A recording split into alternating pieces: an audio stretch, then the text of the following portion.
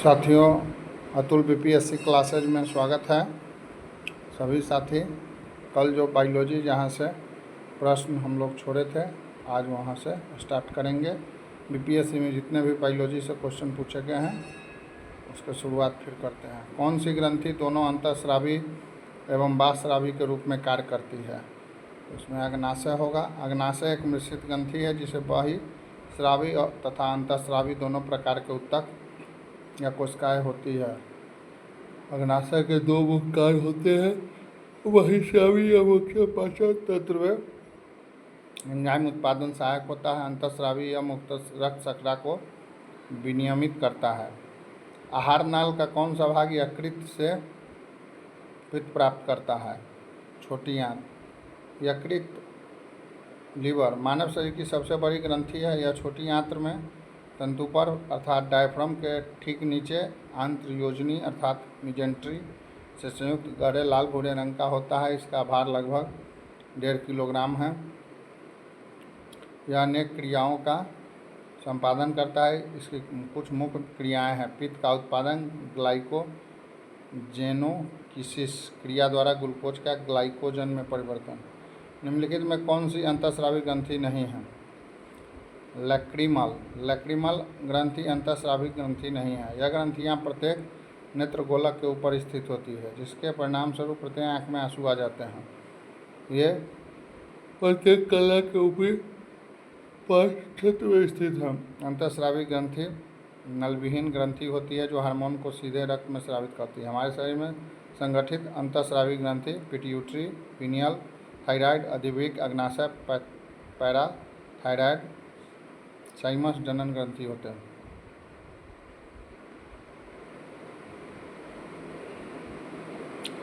निम्नलिखित में कौन से जीव के स्वाद नहीं है?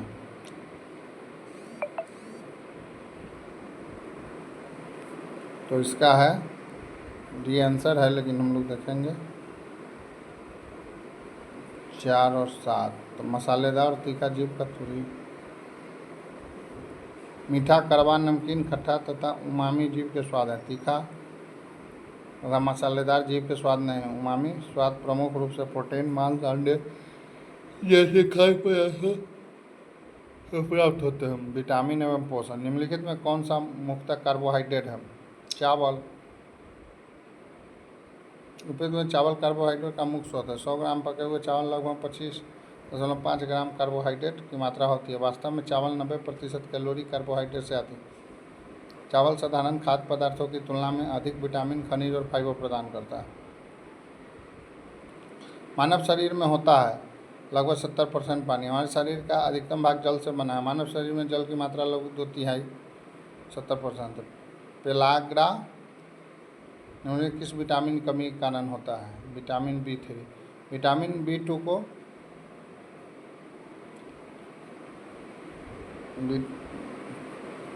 पेलाग्रा विटामिन B3 नियासिन की कमी से होने वाला रोग है।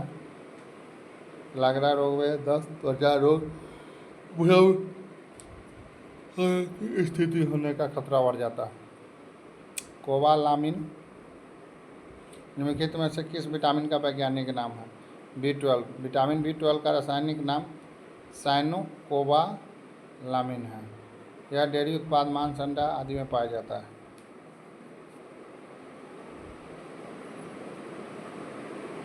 विटामिन जो रक्त के थक्के बनाने प्रभावित होते हैं, ये तो लगभग जानते हैं। विटामिन के की कमी से शरीर में खून का थक्का धीरे बढ़ने की बीमारी होती है। इस विटामिन को रुधिर स्त्रावरोधी पदार्थ कहते हैं। इसकी कमी वाले व्यक्तियों का ऑपरेशन आसानी से नहीं किया जा सकता है, क्योंकि अधिक रुधिर बह जाने का डर बना रहता है। निम्नलिखित में कौन सा विटामिन प्रतिस्कंदक विषों के प्रतिविष प्रतिकारक के रूप में प्रयोग किया जाता है? विटामिन के प्रतिस्कंदक विषों के प्रतिविष प्रतिकारक एंटीडोट के रूप में विटामिन के का प्रयोग। इस विटामिन को रुधिर स्त्रावरोधी पदार्थ कहते हैं। इसकी कमी वाले व्यक्तियों का ऑपरेशन आसानी से नहीं किया, क्योंकि अधिक रुधिर बह जाने का डर बना रहता है। निम्नलिखित में से किस विटामिन को अगो कैल्सीफेरॉल कहते हैं। विटामिन D2,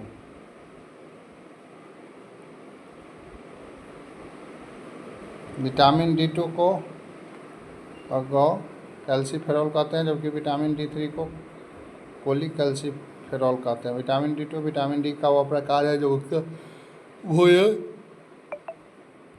वो आहार अनुपूरक के रूप में मनुष्य को प्राप्त है। मुख्य रूप से भोजन में यह मक्खन, मशरूम, दूध, पनीर, मांस, अंडों की जर्दी, मछली के तेल आदि में मिलता है।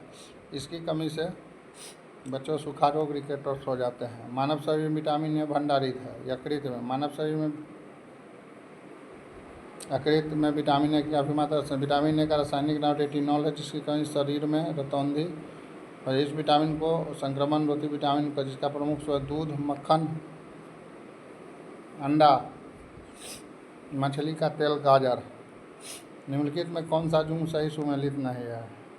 Tocopherol video. रेटिनॉल अर्थात विटामिन की कमी से जीरो थैलेमिया रोग होता है। साइनो कोबालामिन विटामिन B12 की कमी से रक्त लालपता। विटामिन डी कोलिकैल्सीफेरॉल, D3 अगो कैल्सीफेरॉल, D2 की कमी बच्चों में रिकेट्स नामक। वेरी विटामिन B1 अर्थात थायराइड की कमी होती है, न कि टोकोफेरॉल विटामिन ई की कमी। निम्नलिखित में से किस युग में सही सुमेल नहीं? सूर्य का प्रकाश, कॉड यकृत तेल विटामिन डी के समृद्ध स्रोत है। गेहूं अंकुर तेल विटामिन ई का प्रमुख स्रोत है, जबकि अल्फा से विटामिन के प्रचुर। यदि संतरा विटामिन सी का तथा उसमें विटामिन B1 भी अतः विकल्प भी होता है।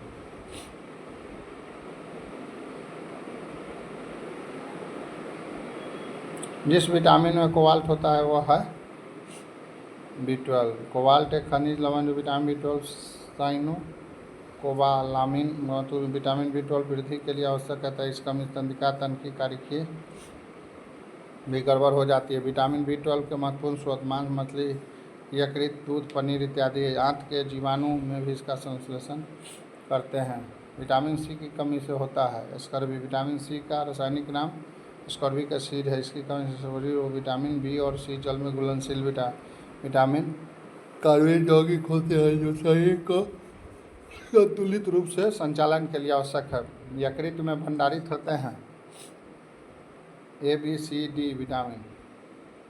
यकृत शरीर की सबसे बड़ी ग्रंथि है। शरीर के अधिकांश जैव रासायनिक कार्य यकृत द्वारा किए। मानव शरीर के यकृत में vitamin A, B, C, D, E एवं K संग्रहित होते हैं।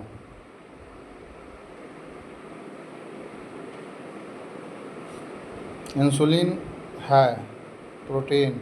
इंसुलिन पैनक्रियाज अर्थात अग्नाशय के अंतःस्रावी भाग लैंगरहैंस की द्वीपिकाओं की बीटा कोशिका साबित होने वाला जंतु हार्मोन है।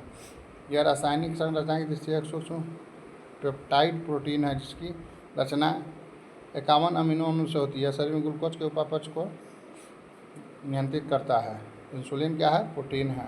अधिकतर एंजाइम होते हैं प्रोटीन। एंजाइम मूलतः प्रोटीन होते हैं जिनका निर्माण प्राय नाइट्रोजनीय पदार्थ और अमीनो अम्ल के संश्लेषण है। जैविक सिस्टम में रासायनिक क्रिया की प्रक्रिया को तेज करने में उत्तरदायी है एंजाइम।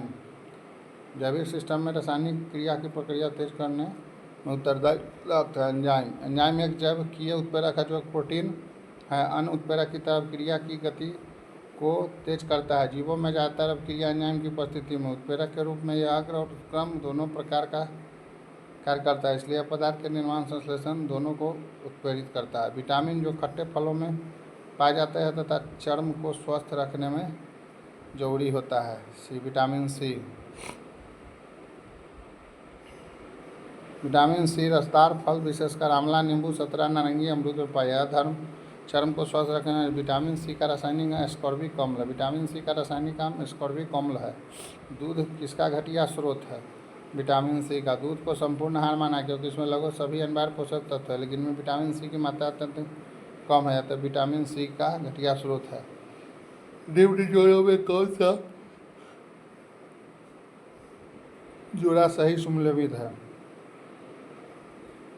Malaria chloroquine. बीसीजी का टीका तपेदिक से बचाव के लिए लाया। मलेरिया के उपचार हेतु एराब्रिन क्लोरोविन स्कर्वी विटामिन सी की कमी के कारण होने वाला है तथा थायमिन को विटामिन B1 के नाम से। निम्न में सबसे मीठी चीनी है फ्रक्टोज। सबसे मीठी चीनी फ्रक्टोज होती है। फ्रक्टोज एक प्राकृतिक मोनोसैकेराइड है जो लगभग सभी फलों, शहद, कुछ सब्जियों में पाया। फ्रक्टोज का अनुसूत्र C6H12O6 होता है। यह प्रकृति में पाई जाने वाली सबसे मीठी शर्करा है। शर्कराओं में सबसे मीठी है फ्रक्टोज। थायराइड ग्रंथि की खराबी किसकी कमी के कारण है? आयोडीन। आयोडीन युक्त हार्मोन थायरॉक्सिन एक अमीनो अम्ल जिसका स्त्राव थायराइड ग्रंथि द्वारा थायराइड ग्रंथि से थायरॉक्सिन हार्मोन स्रावित करने के लिए उत्तेजित करने वाले अंतःस्रावी हार्मोन TSH या थायरोट्रोपिन है जिसका स्रावन अग्र पिट्यूटरी की थायरोट्रॉफ कोशिकाएं करती है। रुधिर में आयोडीन एवं थायरॉक्सिन की कमी होने पर पीयूष ग्रंथि से TSH का स्रावन बढ़ जाता है जिसका प्रभाव थायराइड को अधिकाधिक हार्मोन स्रावित करने के प्रेरित करना होता है। शरीर में आयोडीन की कमी से घेंगा नामक रोग है। विटामिन ए उपलब्ध है गाजर में। शरीर में विटामिन ए की भरपाई के अंडा, दूध, गाजर, पीली नारंगी सब्जियां, पालक, स्वीट पोटैटो, पपीता, दही, सोयाबीन, दूसरी पत्तेदार हरी सब्जी सेवन किया जाए। विटामिन ए हमें कैरोटीन से प्राप्त होता है। विटामिन ए का सबसे अच्छा स्रोत है गाजर। हरी सब्जियां, दूध, मक्खन, निम्न में कौन सा विटामिन पानी में घुलनशील है? पोलैंड के वैज्ञानिक कैसिमिर फंक ने पहली बार विटामिनों की अवधारणा का निरूपण किया। विटामिन शब्द का सर्वप्रथम प्रयोग किया। अब तक लगभग 20,000 प्रकार के विटामिन ज्ञात हो चुके हैं जिनकी दो प्रमुख श्रेणियां जल में घुलनशील विटामिन B, C, वसा में घुलनशील A, D, E, K। Vitamin को सहायक आहार भी कहा जाता है। खमीर का उपयोग डैश के उत्पादन में किया जाता है। C, शराब। खमीर का उपयोग शराब और बियर जैसे मादक पेय पदार्थ के उत्पादन के लिए। इसका उपयोग ब्रेड के उत्पादन, मनुष्यों के लिए पोषक पूरक के रूप में इसका उपयोग किया जाता है।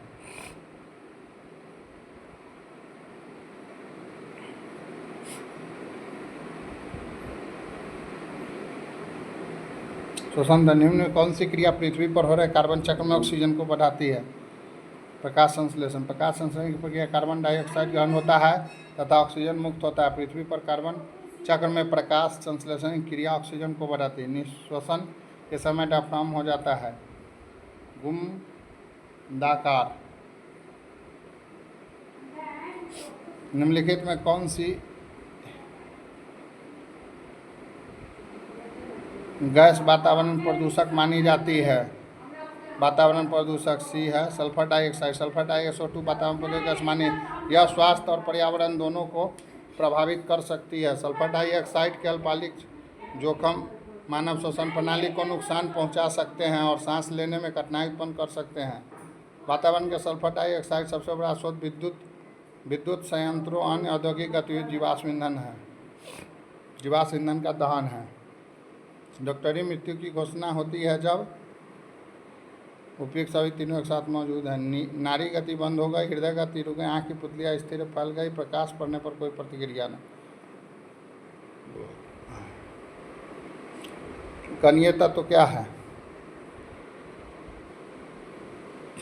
वायु प्रदूषक। कणीय तत्व को कणीय प्रदूषक भी कहा जाता है जो वायु पर स्थित अत्यंत सूक्ष्म कणों तरल के सूक्ष्म बूंदों का एक जटिल मिश्रण है। यह वायु की गुणवत्ता को प्रभावित करने वाले कारकों में से एक प्रमुख कारक है।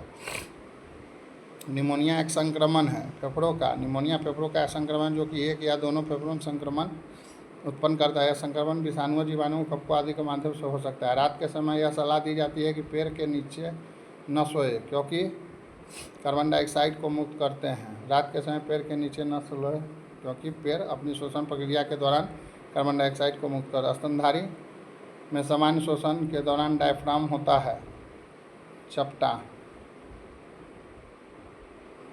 एरोबिक श्वसन के दौरान कितने पदों में CO2 का निष्पादन होता है? एरोबिक श्वसन के दौरान 3 अलग अलग चरणों में कार्बन डाइऑक्साइड ये इस प्रकार है। सिटाइल COA का निर्माण क्रेब्स चक्र में अल्फा कीटो ग्लूटेरिक एसिड के निर्माण के समय क्रेब्स चक्र में स्यूसिनिक अम्ल के समय। परिसंचरण तंत्र शरीर की प्रतिरोधक क्षमता से जुड़ा सबसे महत्वपूर्ण कोशिका प्रकार है लिम्फोसाइट। लिम्फोसाइट शरीर की प्रतिरोधक क्षमता से जुड़ा सबसे महत्वपूर्ण कोशिका प्रकार है। लिम्फोसाइट अस्थि जमा में बनती है और रक्त एवं लसिका ऊतक में पाई जाती दो मुख्य प्रकार के लिम्फोसाइट होते हैं, लिम्फोसाइट बी और lymphocyte T. Lymphocyte B antibody बनाती है, लिम्फोसाइट टी ट्यूमर कोशिकाओं को समाप्त करने में सहायता करती है। लिम्फोसाइट एक प्रकार की श्वेत रक्त कोशिका होती है। ल्यूकेमिया कई प्रकार कैंसर का एक नाम है जो अस्थि मज्जा में उत्पन्न होता है। बहुत संख्या में असामान्य रक्त कणिकाओं का बनना शुरू होता है। ये रक्त कणिका कौन है? श्वेत रक्त कणिका। ल्यूकेमिया रक्त संबंधी कैंसरों का समूह है जो अस्थि मज्जा में उत्पन्न, उसमें रुधिर में श्वेत रक्त कणिकाओं की संख्या असमान रूप से बढ़ जाती है। उल्लेखनीय है कि WBC हमारे शरीर की प्रतिरक्षा प्रणाली के संदर्भ में महत्वपूर्ण होती है, जो कि संक्रमण से शरीर की रक्षा करती है। ल्यूकेमिया में बनने वाली असामान्य श्वेत रक्त कणिकाएं पूर्णतः विकसित नहीं तो ये समान रक्त कणिकाओं का स्थान लेकर शरीर की प्रतिरक्षा प्रणाली को कमजोर करती है। एक स्वस्थ वयस्क मनुष्य में रक्त का कुल परिमाप होता है 5 से 6 लीटर। हीमोग्लोबिन का कार्य है ऑक्सीजन का परिवहन। हीमोग्लोबिन का मुख्य कार्य है ऑक्सीजन का परिवहन।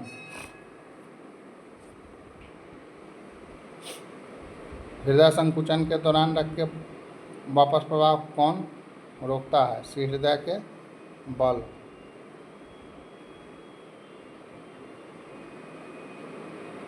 आधान ट्रांसफ्यूजन में रक्त न केवल रक्त के प्रकार बल्कि डैश में भी संगत होना चाहिए RH कारक। इनमें से एक रक्त आपका मापक यंत्र कौन सा है? स्फैग्मोमैनोमीटर। स्फैग्मोमैनोमीटर। मनुष्य का औसतन रक्षा हमने को रक्त व्यवस्था है।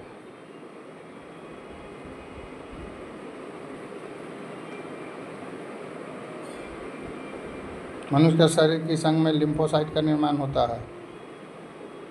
मनुष्य के शरीर में तिल्ली या प्लीहा में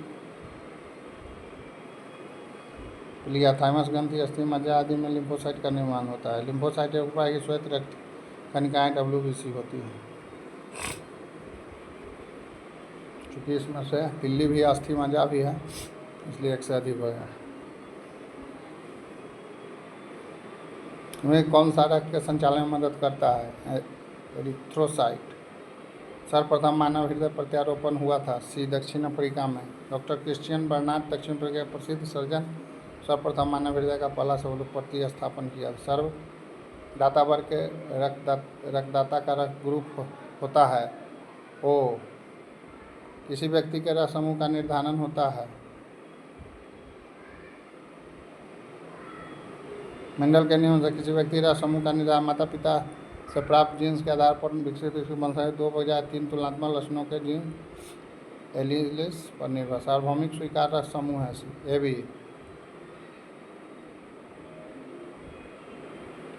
मायोग्लोबिन में कौन सी धातु है? लोहा। मनुष्य के शरीर में खून के शुद्धिकरण प्रक्रिया को कहते हैं डायलिसिस। निम्नलिखित में कौन सा रक्त का तरल भाग होता है? प्लाज्मा। मानव रुधिर तरल संयोजी ऊतक या शरीर के ऊतकों को ऑक्सीजन पोषक तत्व पहुँचते। रक्त में 4 घटक प्लाज्मा, लाल रक्त कणिका, श्वेत रक्त कणिका, प्लेटलेट्स। प्लाज्मा रक्त का 55% से 45%। प्लाज्मा में अधिकतर पानी होता है। रक्त में त्रुटिपूर्ण हीमोग्लोबिन निम्नलिखित से दिखता है? दात्र कोशिका और रक्तता।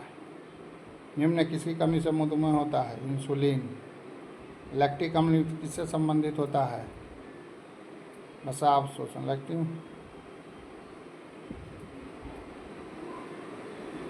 लैक्टिक रक्त कुछ नहीं वसा को अवशोषित करता है। शरीर की प्रतिरोधक क्षमता से जुड़े सबसे महत्वपूर्ण कोशिका प्रकार है लिम्फोसाइट। टैकीकार्डिया में हृदय गति हो जाती है तेज। वृक्क से प्रति मिनट औसत रक्त प्रवाह है 1200 cc। वृक्क मानव शरीर का एक महत्वपूर्ण अंग। इसका मुख्य कार्य शरीर से विषाक्त पर मुक्त का माने निकालना। मानव वृक्क प्रतिदिन लगभग 1500 लीटर रक्त की शुद्धि करता है। लगभग 1.5 लीटर मूत्र में तब्दील। वृक्क से प्रतिदिन 1200 cc रक्त प्रवाह है। मानव शरीर में निम्नलिखित में कौन सी ग्रंथि जोड़ों के रूप में मौजूद है। अधिवृक्क मनुष्य में गुर्दे किसके तंत्र का हिस्सा है? मलत्याग।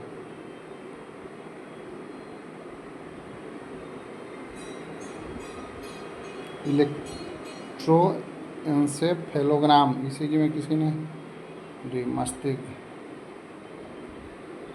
मांसपेशियों में दर्द के उपचार में प्रयोग किया जाना विकिरण है इंफ्रारेड। निम्न कौन सी ग्रंथि को मानव शरीर की तीसरी आँख कहा जाता है? पीनियल। निम्नलिखित में कौन सा एक एंटीबायोटिक नहीं है? ऑक्सीटोसिन। निम्नलिखित में कौन सा हार्मोन